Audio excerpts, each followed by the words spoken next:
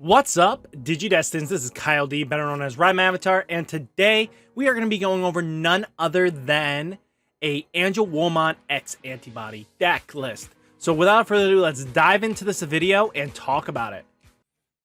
So let's start this video off, shall we?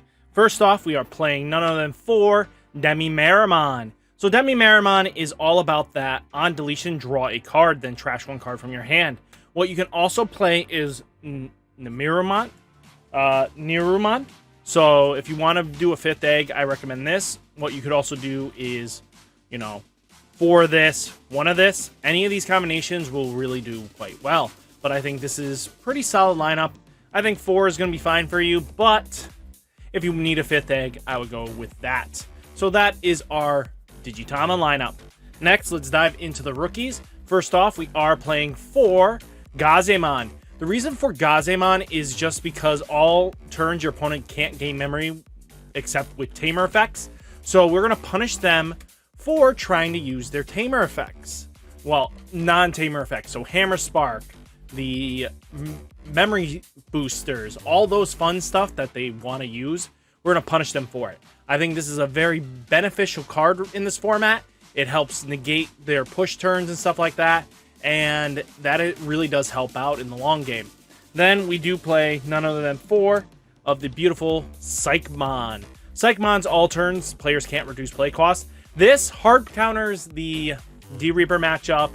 Anybody playing Dexmon, Death Xmon, I mean, all those good, powerful on-play effects are going to be negated because they can't play it for reduced cost or anything like that. So that's really going to be helping you in the long run. And that's what we want to do here. The only time this really hurts us is when our Avenged Kidmon is trying to go off and we didn't get rid of the Psychmon soon enough. So that's just how we're going to go about it. Next, we do have 4 of the beautiful Gatomon. Gatomon's pretty plain and simple here. On play, reveal the top 3 cards to your deck, add 1 yellow Digimon card and 1 purple Digimon card among them to your hand. Place the remaining cards at the bottom of the deck in any order. Since this is going to be mostly our main searcher, this is going to be very useful, but also when this Digimon would Digivolve into a Archangel, Fallen Angel, and his traits, reduce the memory cost by 2. So basically, this card could come down early, then Digivolve up into, let's say, Angewomon, and then we can Digivolve again into the X, and then we're pretty much punishing our opponent heavily for that. And then end of turn, you may DNA Digivolve this Digimon and one of your other DNA Digimon in play to DNA from hand. So we won't be using that effect at all. We don't play Mastamon in this list. Well, we do play a Mastamon, but it's a different Mastamon. So that is that Gato. And then we do play 2 Black Gato. Because of the rush factor is really important, but the retaliation really helps out as well because they can swing in and we could probably trade 1-for-1 trades, anything like that. Really does help out. So this really does play some pressure to your opponent. I think being able to rush your opponent down and have ways of playing it through effects really does help out. Now we are playing 4 of Angewomon X Antibody. So this card is straight up, when Digivolving, one of your opponent's Digimon gets minus security check plus -1. So basically we're going to negate a hit from them. But also if this has Angewomon or X Antibody in its DNA Digi-Evolution cards, and you have 5 or fewer security cards, recovery +1. So that really does help out. She's also an 8,000 body, which really is kind of beefy in this meta. Sometimes that's just enough to get through a few security checks, and that's what we want to use her for. But I really like the fact of the matter is of that plus recovery 1 and that security check. That means we can do some stuff a little bit freer, especially since it is just an Angewomon requirement. Next, we are playing from the starter deck, Angewomon. So Angewomon's on play when your opponent's Digimon get minus security 2 until the end of your opponent's next turn. This really can come up, especially against OTK decks. They hit your, as long as your options are live, if they hit any of your cards that, let's say, Flame Hell Scythe, this card will come out for free and then minus that 2 security checks. That negates so much potential on their turn, it's not even funny. Now they can't OTK you, they can try to negate you a little bit, but now with your Angewomon, you're very much punishing them. But your turn, while this Digimon has a purple Digimon in play, this Digimon gets security +1. So she is our pressure factor. She will give us multiple security checks, and that really does help out. And then we do play 3 Magna Angewomon for that fancy on-play recovery +1, especially with the Flame Hell Scythe. We can recovery 1 and then apply more pressure to our opponent. So this is looking like a Mastodon list, but we're going to go further in and keep talking because this was all the ultimate lineups. Next, we are playing 3 Ophanimon Fall Down Mode. Fall Down Mode, really powerful card, because when Digivolving, if this Digimon has a purple card in its Digi-Evolution, delete one of your opponent's level 4 or lowers. That is very plausible with this deck, but if this Digimon has a yellow card in its Digi-Evolution card, security +1. So that's going to help us there too. And then on deletion, you may play 1 purple or yellow level 4 or lower Digimon card from your trash without paying its memory cost. So what we're going to do is recovery is going to be our main factor here so that we can get some of our powerful options in that security and apply a lot of pressure. So that's one main reason for it. Then we are playing purple Mastamon. So trash 1 card from the top of both players' security stack, then play 1 purple or yellow card with level 4 or less from your trash without paying its memory cost. That is where the Rush Black Gato comes in. We are going to be using that to finish games and close out, especially because now this turn here, when we Digivolve into this, might only cost us 2 memory to go into this, and that means 3 security checks out of the gate. And that really could close out and win you the game very easily, since you are playing a recovery strat. So then we play Sakuyamon, because minusing that 3 security from their Digimon if they promote up really shuts them down. Sometimes they can't get to that OTK potential and leaves it wide open for us to remove it later. And then 1 Avenged Kidmon. This straight up is just here for that 3 Musketeer matchup. Just kidding, no. We're going to be cycling back all our options with this, and this card can become basically free at most instances. So that is our level 6 lineup. And then we do have 1 level 7, 1 Death Xmon.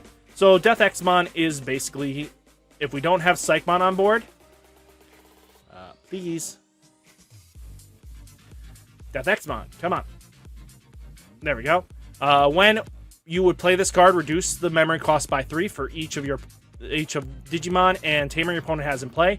De-Digivolve the whole board, delete all level 4 or lowers, and then at end of opponent's turn, delete all your opponent's Digimon with the lowest play cost. So, basically constant punishment, constant pressure. I really like this card. It is very powerhouse in itself. So, that's just how you're going to be playing around it. That is our whole Digimon lineup. Now let's talk about the options. First off, we are playing 4 Chaos Degradation. So this card basically tells your opponent that their boss Digimon is no longer viable. There's many times. The only card that gets around this is Kongu, and that is all we have to worry about is when Kongu goes off. Now let's talk about 4 Flame Hell Scythe. Flame Hell Scythe lets us play our ultimates back so that Angewomon, maybe even the Gatomon, Black Gatomon set it up for that OTK win. But it minuses 6,000 DP from your opponent, but also gets to play a 6,000 DP so that Angewomon, the Magna Angewomon, the, Gatomon, the Black Gatomon, maybe you need a Psychmon to come out. That's just all we're going to be doing here. That's how we're going to win the game here. Then we do play 2 win rate 60%. Since most of our Digimon Digivolve at 4 cost, I figured that with the help of the viewer's suggestion here, I think win rate 60% really does help the deck round it out.